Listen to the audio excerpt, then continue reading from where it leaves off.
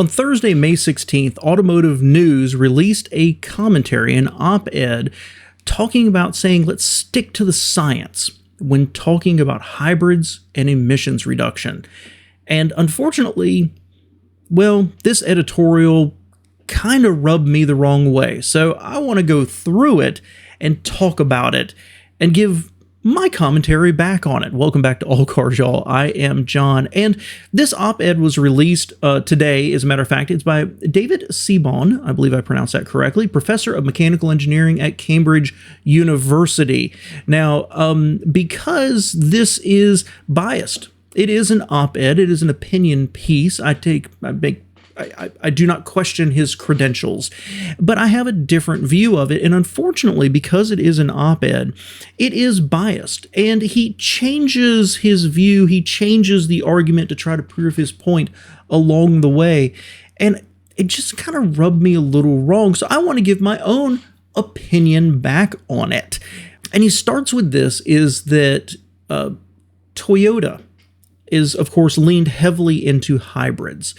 And that, quote, long-term hybrid strategy continues paying dividends for customers, dealers, investors, and Mother Earth. And Toyota argues that there's a scarce supply of lithium in the world, so it's better to hybridize many cars instead of just electrifying a few. And that hybrids can reduce emissions further and faster than electric vehicles alone. Now, David here wants to lean into, quote, the science about whether that's true or not, but he kind of misses the forest for the trees by the time you get to the end. I won't go through every single paragraph in here, but he changes the target, and it's an argument you see a lot from people who are trying to push battery electric vehicles. This whole thing, when you read it, really feels like, well, he's got an agenda.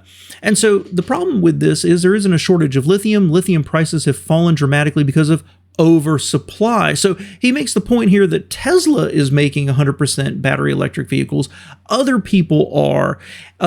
So why shouldn't Toyota? Well, there's a major flaw with this. One of the arguments that will come up from environmentalists is that we need to move to battery electric vehicles, not only because of CO2 emissions, but also because there is a limited supply of petroleum in the world. And that's true. Now, we always are finding new ways and new pockets of it that typically are harder to go get the oil out of. So it raises the price of gasoline and diesel and everything else. But the argument is look, we're going to run out of petroleum, so we should find an alternative. But here he says, wait a minute, we're not going to run out of lithium because look how much oversupply we have.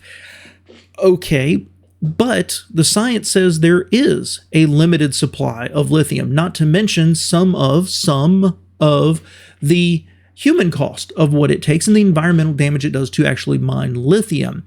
But his argument is because we have an oversupply, we shouldn't even be talking about it. Well, I challenge that if that's true, well, we have an oversupply of petroleum right now, so we shouldn't be worried about it. It's a false argument. And then he says, consequently, consumers can choose freely whether to purchase a hybrid or an EV, and automakers can choose which of them to make. That's only half true. The automakers can choose what they make, but consumers in the future, in the very near future, will not have a choice on what they buy unless we push for them to have that choice. Governments around the world, including our own, are pushing for either 50% or more battery electric sales, and they're making it mandatory. So telling me that we're free to choose now does not mean in 2030 or 2035 that choice will still exist. That's another false argument about what the future holds. But what we're supposed to be talking about here is hybrids and whether they help with emissions reductions in the future.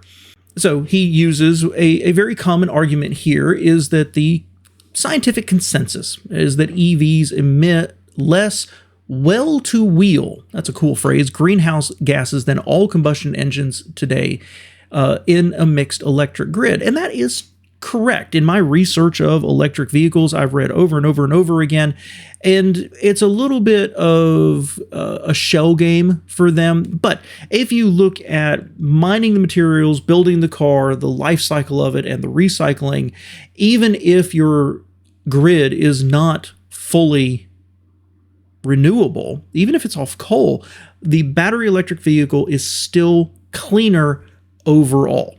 That is true. I buy that and I believe that. At the beginning of a battery electric vehicle's life, it's actually dirtier than a combustion engine car. It's only as the life continues of that car that it begins to win, and it begins to win big, as a matter of fact. So I can't take any argument with that, except that he goes on to say that when Toyota or any other car company claims that hybrid drivetrains can reduce emissions further and faster than EVs can, we know that's objectively untrue. People should be calling out pseudoscientific claims when they only damage the industry's reputation. And here is where you see the bias play in. He is putting up a false argument that you have the choice, but if you don't have the choice, battery electrics are the way to go, because plug-in hybrids are dirtier than battery electrics. And he goes into that here in just a minute, more detail about it. But that's a false argument, because we don't have that binary choice. And so the point is that hybrids will increase electrification and massively decrease CO2 emissions. If that's the only thing we're concerned about, it will massively decrease CO2 emissions because more people will choose the hybrids. But he's arguing against hybrids, so that leaves us with an internal combustion engine car or a battery electric vehicle. Well, there's large parts of the world and large parts of the United States where battery electric vehicles are not there yet. Go out to Kansas, Nebraska, Montana, Wyoming, Idaho, and there's huge swaths of the country where a battery electric vehicle just isn't practical. I have said on this channel, battery electric vehicles are the future. I believe that. Battery technology will change. We will get there. But we're not there right now. So telling people that they need to be buying battery electric vehicles if they care for Mother Earth means they need to buy something that really doesn't work for their lifestyle and is heavily, heavily compromised. The argument that hybrids will increase the rate at which we reduce our CO2 emissions is because we're allowing people to have that third choice in between. We're allowing them to have an electrified vehicle with essentially a range extender on it that drops their CO2 emissions drastically, even if it doesn't get to zero. It is better to have 10 people in a battery hybrid than one person in a battery electric. That's what decreases the overall emissions more than anything else. That's why hybrids are such a great intermediate step, and I think they can be for decades. But he goes on and says that while more efficient combustion or hybrid vehicles can help reduce emissions a little, they can't reduce emissions to net zero, and that they aren't enough to meet the Paris temperature goals. Okay, so let's set two arbitrary standards and then claim that anything other than what I'm pushing can actually meet it. Give me a break. He does say this is interesting. An EV releases 0 grams of CO2 per mile. That's interesting. Plug-in hybrids 60 to 70, hybrids 100 to 120, or combustion vehicles 200 to 210 grams of CO2 per mile. Well, that proves my point. It would be better to have 10 people buy a plug-in hybrid and release 60 grams than just one person buy an EV, a battery electric vehicle, and release 0 when everybody else needs to buy an internal combustion engine car. His own data backs up the premise of what Toyota actually said. What initiated his commentary here is backing up what Toyota actually said. We can help the environment more by getting more hybrids on the road instead of sitting around and waiting or using government to force people to buy battery electric vehicles. Now, the next one is the standard automakers must meet in the U.S. by 2032 is 85 grams per mile. Now, I think that's going to change the industry and the union. Everybody's pushing back on that as not being reasonable because we have a goal of limiting the rise in global temperatures to 1.5 degrees Celsius. Okay, I don't want to wade too deep into the climate debate overall, but they picked 2 degrees, and then they said, no, it needs to be 1.5. Well, maybe 3 is okay. So anything they're doing in the the climate change argument is not about stopping it. It's just limiting it a little bit. And then so they set a relatively arbitrary number and then complain that people don't meet it. I don't buy this. I think it's the right thing to do to move to hybrids, to reduce CO2 emissions, and to care about global warming. But setting these kind of arbitrary numbers that aren't rolling it back. They're already saying the climate has changed. They're already saying we've got worse summers and worse storms and everything else. And saying, well, that's okay. It's going to go ahead and get worse, but we're just trying to limit that. They're not actually fixing any problems. So arguing for a more expensive technology that doesn't meet people's lifestyles across the nation and across the world because we're trying to hit the standard that can't be hit, it's just ridiculous. Move people to hybrids and drop the CO2 emissions from transportation by 2/3. That's a win. And then I love this paragraph here.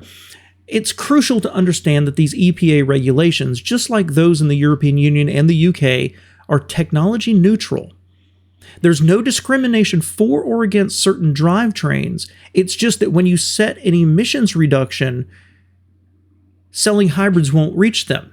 Well, this is the kind of roundabout that technologists, intellectuals, governments do. We're not telling you, it is technology neutral. We don't care how you meet the standards. We are, however, going to set a standard that only one technology will meet. Enjoy your choice. This whole op-ed here really just rubs me wrong because he talks about lithium, but then lithium supply, but we're overproducing.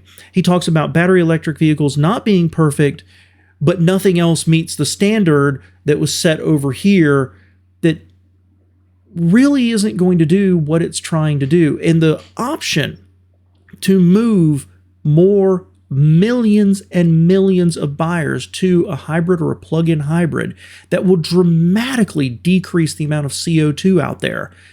He argues not that they shouldn't be there, but only people should choose battery electric vehicles, and that the standards that have been set up for the world,